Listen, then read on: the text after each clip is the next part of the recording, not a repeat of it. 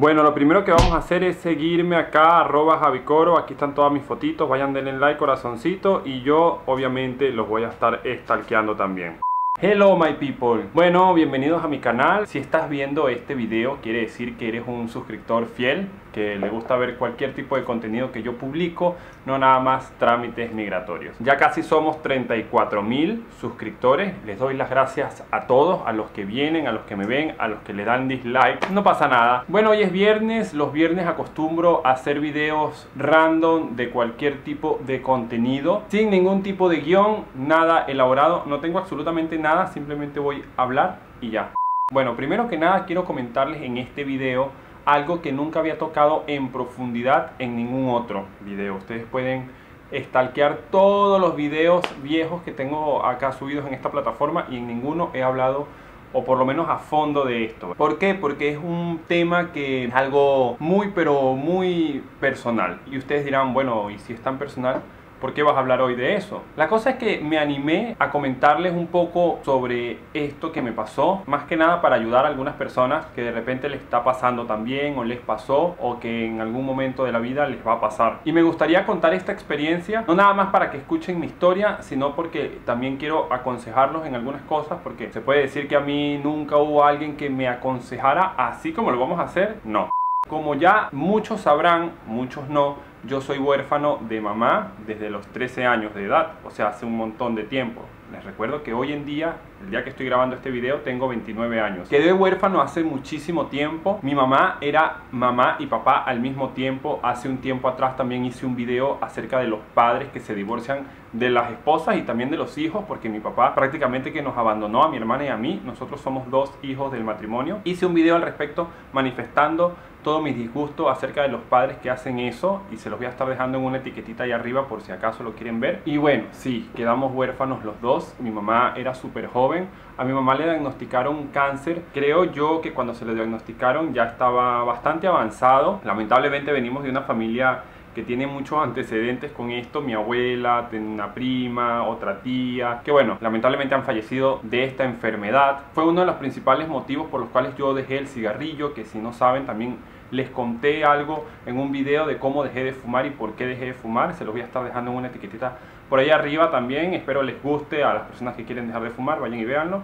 Y bueno, quedamos mi hermana y yo huérfanos de papá y mamá prácticamente. Mi hermana me lleva 4 años a mí. En ese tiempo yo tenía 13 recién cumpliditos y mi hermana tenía 16. Todavía no había cumplido los 17, los cumplió unos días después. Unos días, de hecho, unos días, porque mi mamá fallece un 12 de octubre, el día de la raza, un día de resistencia indígena que le dicen ahorita. Y mi hermana cumple años el 23 de ese mismo mes, así que imagínense ustedes, tremendo cumpleaños que pasó. Éramos menor de edad los dos, quedamos bajo la tutela de mi tía, que es la única tía materna que tengo, por parte de sangre hablando, porque por ahí hay otras tías que se han comportado a la altura y ni siquiera llevan la misma sangre, pero bueno, eso es otro tema por ahí. Mi tía nos representó a nosotros en el bachillerato, ¿verdad? En el liceo o secundario, mientras que estábamos estudiando. De hecho, yo le doy muchísimas gracias a mi tía, porque ella siempre estuvo ahí presente en todos esos momentos. Nosotros nos quedamos viviendo en esa misma casa donde vivíamos normalmente, pero nos quedamos viviendo mi hermana y yo solitos allá. Y ustedes me preguntarán, ¿y por qué tu tía no se fue a vivir con ustedes? ¿O por qué ustedes no se fueron a vivir con tu tía? Primero, porque mi tía ya tenía una familia. Mi tía tiene su esposo, su hijo, y ella no iba a abandonar esa familia para irse a vivir con nosotros. No le correspondía, tampoco nosotros queríamos eso. Y tampoco nosotros íbamos a irnos a vivir allá, porque obviamente esa casa también era chica y nosotros no queríamos vivir allá. Las casas quedaban muy cerca igual, así que siempre hubo compañía en ese aspecto, pero nosotros siempre nos quedamos solos desde el primer momento en que mi mamá se murió. Siempre empezamos a vivir solos, ya.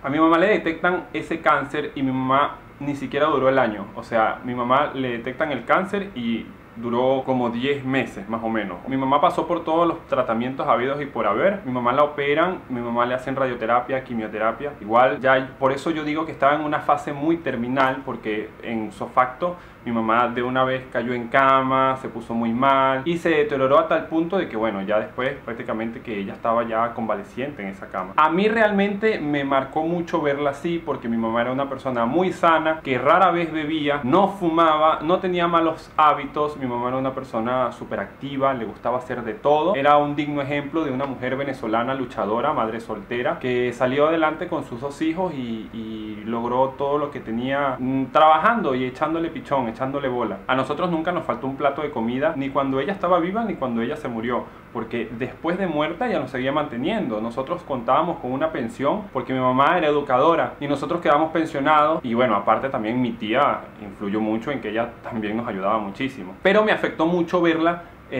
como poco a poco se fue decayendo.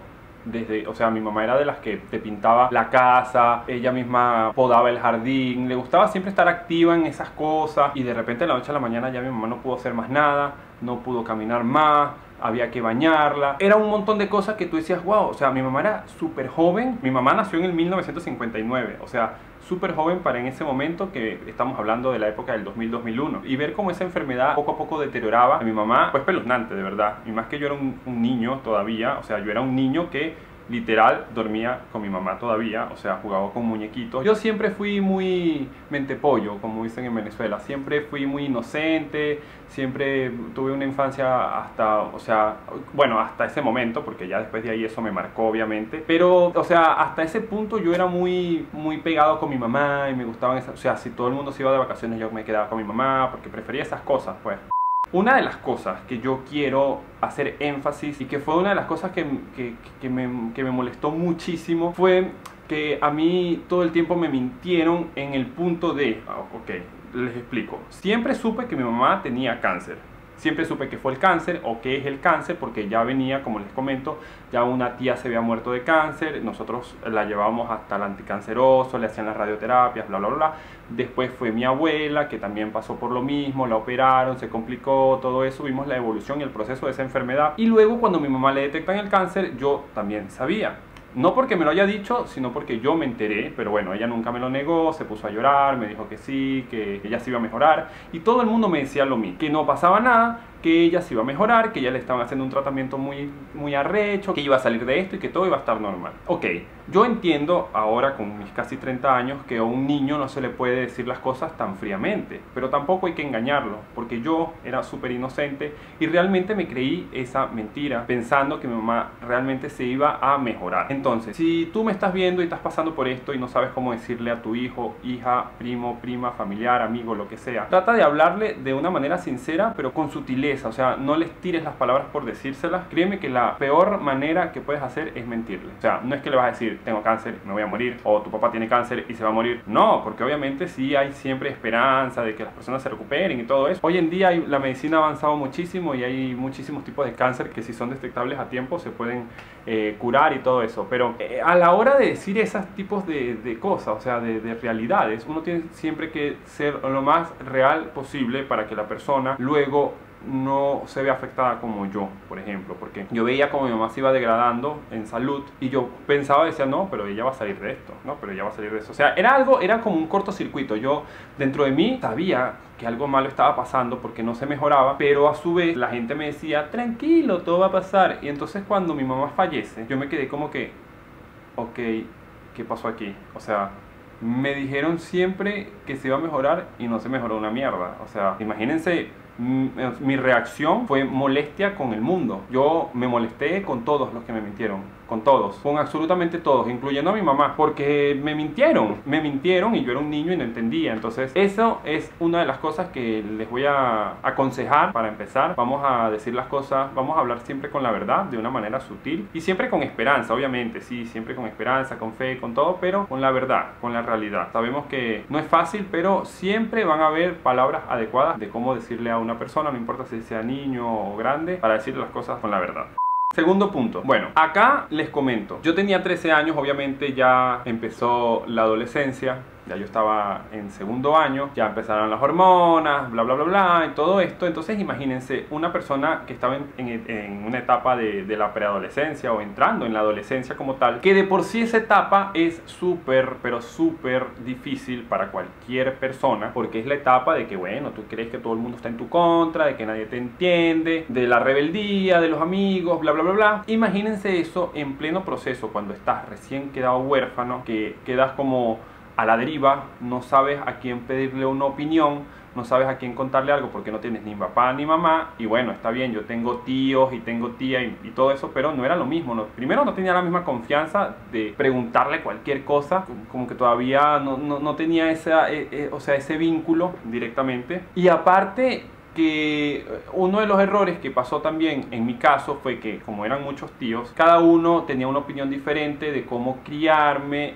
y entonces todos querían meter la cuchara sucia y se contradecían unos con otros. Entonces yo me desorienté mucho más de lo que realmente me hubiesen podido ayudar, y yo sé que todos lo hicieron de muy buena fe, pero nosotros éramos como, bueno, estábamos viviendo solos. Si yo hacía algo malo, entonces todos venían y daban una opinión diferente. Unos me regañaban, otros me aplaudían, el otro me decía, no, tranquilo, no pasa nada. Entonces yo no sabía qué realmente estaba haciendo, no sabía si estaba bien o mal. Yo admito que me puse súper rebelde, pero súper rebelde, perdón, moví la cámara. Súper rebelde, bajé las calificaciones en clase, no entraba a clase, andaba con mala junta. No sé, quería de alguna manera llamar la atención, como decirle a la gente, soy un rebelde, pero realmente, o sea, era un estúpido y solo estaba desorientado y quería atención, creo yo. O sea, hoy en día, a mis casi 30 años, creo que era eso, no sé. Pero lo cierto es que, bueno, yo llegué y me puse súper rebelde, como les digo, y creía que todo el mundo estaba en contra de mí. A veces me decían que no hiciera algo y lo hacía a propósito. Mi tía fue la persona encargada, como les comento, yo quedé bajo la tutela de ella y que se quedó encargada de nosotros. Era la que más me reprimía de salir, ir a fiestas y todo eso, y yo igual lo hacía escondido, me escapaba, lo que sea, pero no es por, o sea, a ver, a mí no me caía mal mi tía ni nada de eso en ese momento, sino que yo lo hacía por rebeldía, o sea, como para demostrar que yo podía hacer lo que me daba la gana. Sí, van a decir, Javier, estás loco, pero bueno, te estoy hablando de un Javier que tenía 14, 15 años, estaba súper desorientado y huérfano. Yo hoy en día le agradezco a mi tía por haberse preocupado por mí y por siempre guiarnos por los buenos caminos y siempre aconsejarnos y siempre estar ahí haciendo el aguante, porque para ella tampoco era fácil que de repente de la noche a la mañana le tocaron dos hijos grandes, o sea que ¡pum! Hola, somos tus hijos. Una tiene 17 y el otro tiene 13. Más que ella tenía su hijo, que mi primito, bueno, mi primito hoy en día tiene 20 y pico de años, pero en ese momento mi primito era un triponcito, ¿verdad? Un carajito, un pibito que tenía, no sé, creo que 8 o 9 años, no me recuerdo. Entonces imagínense, para ella también fue difícil todo eso, no sabía cómo llevar las cosas, no sabía cómo resolver, y me imagino que para ella fue una pesadilla todas las rebeldías. Más que nada mías, mi hermana siempre fue muy buena en todo, buena estudiante, ella sí se centró muy bien, pero ella también hubo muchos roces, incluso problemas, hasta nos caímos a piñas y todo, nos caímos a coñazos, porque claro, ella también no sabía qué hacer, no sabía cómo reaccionar a ciertas cosas, y en ese momento ella quiso actuar también como un rol materno, el cual a mí también me enojaba más, porque yo decía, bueno, porque tú no eres mi mamá, porque tú tienes que venir a prohibirme algo, si tú apenas son 4 años más que yo, y eran muchos roces, y más que nuestras personalidades son diferentes, y convivir dos personas que son polos opuestos. Yo era el típico muchacho bochinchero que le gustaba las fiestas, que le gustaba las rochelas, que la gente fuera a visitarme a mi casa, el ruido, joder, etc. Y mi hermana era las personas que le gustaba más la tranquilidad, que nadie fuera a la casa, porque cuidaba siempre que la casa se viera bonita, que los vecinos no se quejaran, o que... había muchos prejuicios también de su parte, obviamente, pero como les digo, o sea, ella también era una chama súper joven y no sabía nada, no sabía cómo reaccionar a esas cosas. Lo cierto es que ese fue el segundo error, permitir que todos de repente como que abordaran a los huérfanos, obviamente en el buen sentido, pero cada uno, o sea, ni siquiera se pusieron de acuerdo como para decir, bueno, pero ¿cómo vamos a sobrellevar esto? ¿Qué vamos a hacer? No, sino que todos, o sea, imagínense, eran 6 tíos ahí y se complicó bastante. Tercer punto. Bueno, en este punto yo digo que vamos a hablar un poquito sobre la orientación profesional, ¿verdad?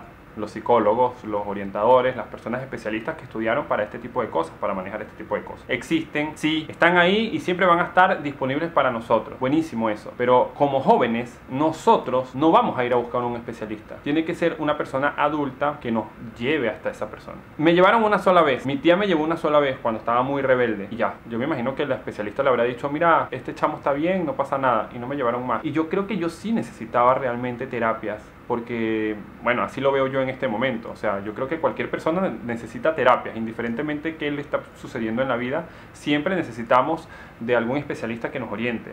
Imagínense yo, y era para que mi tía me hubiese obligado a mí a ir. Claro, yo entiendo que de repente la psicología no funciona de esa manera. Si por ejemplo vas por ir, quizás no funcione las terapias o qué sé yo, pero creo que no sé, no pusieron mucho énfasis en que yo asistiera a terapias con un especialista, ¿verdad? Con un psicólogo, y hay muchas cosas que me quedaron por ahí guardadas que, bueno, con el tiempo yo fui aprendiendo a superarlas, entre comillas, pero hubo cosas que no sé, hubiesen sido más fácil si yo hubiese tenido una ayuda profesionalmente hablando, porque mi tía siempre estuvo ahí, pero como yo les digo, yo no les tenía mucha confianza para muchas cosas y nada, habían cosas que yo no les contaba a ellas o no les contaba ni siquiera a mis tíos porque me daba a veces vergüenza, a veces me daba como cosita, a veces no me sentía como que identificado. Hoy en día sí, hoy en día hay una conexión, un vínculo especial con mi tía como no tienen idea. Yo le cuento todo a mi tía porque ella después se convirtió como mi mamá, obviamente. Pero en ese momento fue bastante difícil como tal. Existieron muchas cosas de las cuales yo me sentía súper incómodo y quizás para muchas personas son estupideces, pero para mí era súper importante. Por ejemplo, yo salía de clase a las 11 de la mañana y llegaba a la casa y yo tenía que prepararme el almuerzo la mayoría de veces porque, que bueno, si no me cocinaba yo, ¿quién me iba a cocinar? Ya mi hermana estaba en la universidad y mi tía estaba trabajando, entonces tenía que hacer eso para poder devolverme otra vez al liceo y cursar las materias de la tarde. Entonces perdía todo el tiempo. O sea, eso me molestaba porque, o sea, todos mis amigos llegaban y tenían el almuerzo ya servido, calientito, y comían con su familia y después se iban a clase y hasta reposaban, tomaban la siesta y se iban a clase. Entonces yo no podía hacer eso. Esas cosas a mí me molestaban muchísimo. También las reuniones de representantes, que todo el mundo llevaba a su papá y a su mamá y yo llevaba a ver a mi tía. No es que me molestaba que ella fuera mi tía, pero era incómodo porque siempre, ¿y tu mamá? ¿Y tu mamá? Entonces eso era incómodo, tener que estar contándole a la gente que mi mamá se había muerto. Entonces daba como que la sensación de lástima y a mí me molestaba que la gente me tuviera lástima, que la gente, ay, pobrecito, o me ponían la cara como que, porque bueno, es verdad, fue algo súper difícil, pero me molestaba que me tuvieran lástima. O sea, realmente eso me incomodaba muchísimo. Hasta, incluso hoy en día todavía me siguen preguntando, ¿y tus papás cómo están? Y nada, yo digo como que no, todo bien, porque ya a este punto me da fastidio contar todas esas cosas, pues, y más si no conozco a la persona. En estos días fue una entrevista de la radio y la persona que me estaba entrevistando me pregunta, ¿y tus papás cómo están? ¿Tu mamá, tu familia? Y yo, no, sí, todo bien, mi tía está bien. O sea, ¿para qué me iba a poner? O sea, si la entrevista duraba una hora, me iba a durar toda la hora hablando de eso. Entonces prefiero omitir esas cosas y por eso incluso no había grabado nunca esto. Ustedes igual sí sabían que yo era huérfano porque por ahí en uno que otro video lo comenté. Bueno, hablo de ustedes, los seguidores fieles que están viendo este video, porque no todo el mundo va a entrar a ver este video. Bueno, lo cierto es que yo después fui creciendo, fui experimentando algunas cosas en la calle, bueno, la universidad de la vida. Poco a poco me fui vinculando un poco más con mi tía. Ella en todo momento estuvo, ojo, ella en todo momento siempre estuvo para mí. Quizás yo no tuve la confianza en abrirme directamente con ella, cosa que bueno, hubiese sido muchísimo mejor si se hubiese manejado de otra manera, pero es que no hay un manual para decirte, ay, mira, te quedaste huérfano y esto es lo que vas a hacer y esto es lo que vas a hacer porque es lo mejor. No lo hay, ni lo va a existir. Por eso yo estoy haciendo este video como para las personas que perdieron un ser querido, por si acaso a alguien le sirve de ayuda las cosas que no se tienen que hacer. Y así pues el tiempo pasó, bueno, ya después fuimos creciendo, nos fuimos acostumbrando a que ya vivíamos solos y que ya no iba a volver a aparecer mi mamá. De hecho, yo me quedé durmiendo por siempre en el cuarto donde ella dormía. Ese es mi cuarto, de hecho todavía está en Venezuela, esa casa todavía existe y todavía está ese cuarto que es mi cuarto y ahí están todas mis cosas. Pero así es la vida, supongo que es un poco incierta, injusta, pero así es y tenemos que seguir adelante. Y bueno, aquí quiero hablar un poquito con ustedes acerca de la pérdida de un familiar o de un ser querido. Este video va a durar como 50 minutos, pero bueno, espero les sirva de algo, de verdad. Actualmente vivimos en una sociedad donde tenemos muchos tabúes y prejuicios para muchísimas cosas. Más que nada para el sexo y para la muerte. Para el sexo, bueno, como todos saben, eso es algo que, ay, no hables de eso enfrente de los niños y tal. Pero bueno, eso lo dejamos para otro capítulo. Pero para la muerte también hay muchos tabúes y prejuicios. La gente le tiene miedo a la muerte y la gente le da miedo a hablar de esas cosas. Y la muerte es lo más natural que existe en la vida. Cuando naces, lo primero que tienes seguro es la muerte. Es lo único. Nosotros nacemos, vivimos y morimos. Es un proceso biológico. Todo ser vivo se va a morir. Todo. Plantas, animales, seres humanos, cualquier persona en el mundo se va a morir. Así de simple. Y que lo omitamos por miedo me parece algo muy absurdo. Ejemplo, cuando hablamos de ¿a qué edad crees tú que nos vamos a morir? ¡Ay, no hables de eso! ¿Qué te pasa? ¿Por qué ocultas lo que no se puede ocultar? La pérdida de un ser querido es algo que nos va a pasar a todos en la vida. Por eso mismo que les estoy comentando, porque todo el mundo se va a morir. Se nos van a morir los papás, los hermanos, los primos, los tíos, los amigos. Entonces tenemos que aceptar cuando alguien se va de este plano. Y no es fácil. Ojo, no es fácil para nada. Esto lleva mucho tiempo y esto lleva, juro, o sea, si la persona era muy, pero muy cercana, a juro, necesitas terapia psicológica, o sea, profesional, ayuda profesional. No te limites, por lo menos acá en Argentina todo el mundo va a psicólogo, bien, pero en Venezuela la gente, ay, yo no voy a psicólogo, yo no estoy loco, o yo no necesito de eso. Grave error, gente. Un psicólogo te va a ayudar mucho a salir adelante, a ver desde otro plano, desde otra perspectiva y poder visualizar que a veces nos ahogamos en un vaso de agua y tenemos la solución o las herramientas para solucionar ahí a nuestro alcance y no lo estamos haciendo. Pero desde mi punto de vista, el topo mágico Javier Cárdenas, que ha perdido ya varias personas, no nada más mi mamá, también perdí a otra persona que después se los voy a contar en otro video, yo les podría aconsejar algunas cosas. Número 1, llorar todo lo que haya que llorar, vivir el duelo todo lo que haya que vivir el duelo. En algún momento va a dejar de doler con esa intensidad y uno va a dejar de llorar. Llorar es bueno, desahogarse, sentir dolor, eso es algo natural. Cuando uno se golpea, lo primero que uno hace es algo natural, es algo de instinto. Sentir dolor no está mal. Lo que está mal es, te sentiste triste, pasaron los meses y sigues igual y te deprimes más y más y más. Bueno, ahí ya no es normal.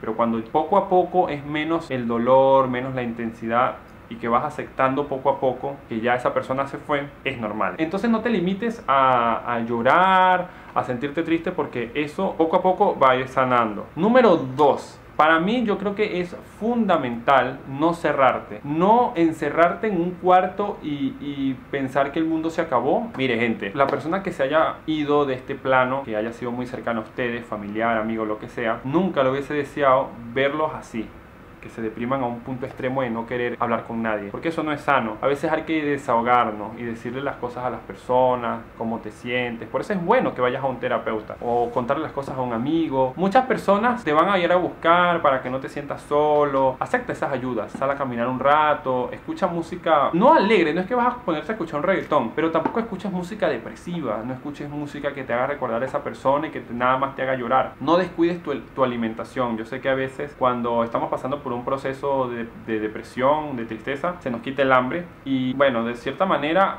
hay que tratar en lo posible de forzar un poquito eso. O sea, tenemos que comer, tenemos que alimentarnos bien, tenemos que cuidar nuestra salud, porque no nos podemos descuidar así. Otra de las cosas que también es fundamentales en este punto es mantener la cordura y no caer en dependencias de drogas o de alcohol, que créanme que es lo más dañino que puede existir en el mundo, porque si de por sí te sientes mal, ahí te vas a sentir peor. Las drogas y el alcohol y todo eso son detonantes, y puede que de repente en una borrachera se te olvide lo que estás viviendo, lo que estás experimentando, pero créeme que en el momento que se te acabe la borrachera, que se te acabe el efecto del alcohol, vas a volver a la realidad, vas a tener que volver a ir a tu casa a llorar.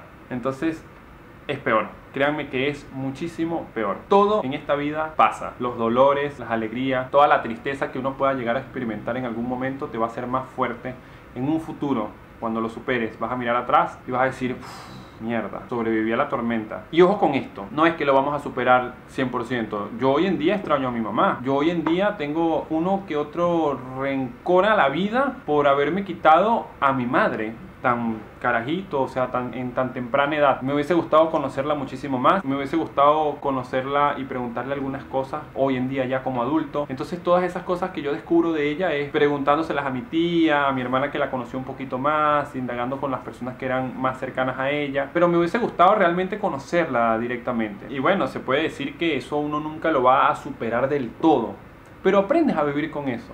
Aprendes a vivir y a aceptar que esa fue la realidad que te tocó vivir y que no hay una máquina del tiempo, lamentablemente no podemos cambiar eso y que tenemos que seguir adelante, vivir nuestra vida, porque ya esa persona dejó de vivir, ya está, se fue. O lo aceptamos o nos vamos con esa persona y obviamente no es la idea, tenemos que continuar nuestro camino. Nosotros estamos acá por algo y tenemos que descifrarlo y tenemos que descifrar nuestro camino y seguir adelante. Y sé que suena un poco fácil y que, ay, bueno, así es muy fácil decirlo, pero de verdad, si tú que estás viendo este video y te estás quedando hasta ahorita, hasta este minuto viéndolo y necesitas ayuda porque estás pasando por una situación difícil, de una pérdida de algún familiar, algún amigo, o tú mismo estás enfermo o enferma y no sabes cómo hablar con tus hijos, escríbeme que yo con muchísimo gusto me voy a sentar a hablar contigo en privado. O sea, yo no le voy a decir a nadie, no tengas miedo de eso, no pasa nada. Si necesitas una mano amiga, aquí estoy. Yo te voy a ayudar a que solucionemos algunas cosas y a que encontremos ese camino y te sirva un poquito de guía, mi experiencia, y aparte de eso te podría recomendar algunos profesionales en la materia que también te van a asesorar muy bien. Me extendí súper. Yo me despido por acá. Gracias por siempre estar haciéndome el aguante. Gracias por siempre ver mis videos, indiferentemente de cuál sea el contenido que yo incluya ahí. Y me gusta mucho que seamos tantas personas en el canal y que de alguna manera, si yo publico un video de comedia, ustedes están ahí viéndole y dándole like. Si yo publico un video blogueando por la ciudad que no tiene absolutamente nada que ver con migración, también me hacen el aguante y lo comparten y les gusta. Y cuando hago este tipo de History Time, que les cuento un poco más de mi vida personal, también les gusta mucho. Entonces, bueno, nada, de verdad gracias por todo el aguante. Si les gusta ese tipo de videos, háganmelo saber. Tengo 1.000.000 de anécdotas que contarles que les pueden interesar y les pueden gustar. Así que nada, suscríbanse, es completamente gratis. Si conoces de alguien que esté pasando por una situación difícil relacionado con todo esto que hablamos hoy, compártele este video por el WhatsApp. No seas egoísta, compárteselo para que esa persona quizás se beneficie un poco con este video o que de repente me quiera contactar y hablemos. Tengo entradas para Desorden Público, gente, para los que quieran ir a brincar un rato, bailar ska. Síganme en las redes sociales, que por ahí siempre voy a estar haciendo sorteos, rifas y ayudándolos. Bueno, ya saben que yo soy el Topo Mágico. Se les quiere. Adiós.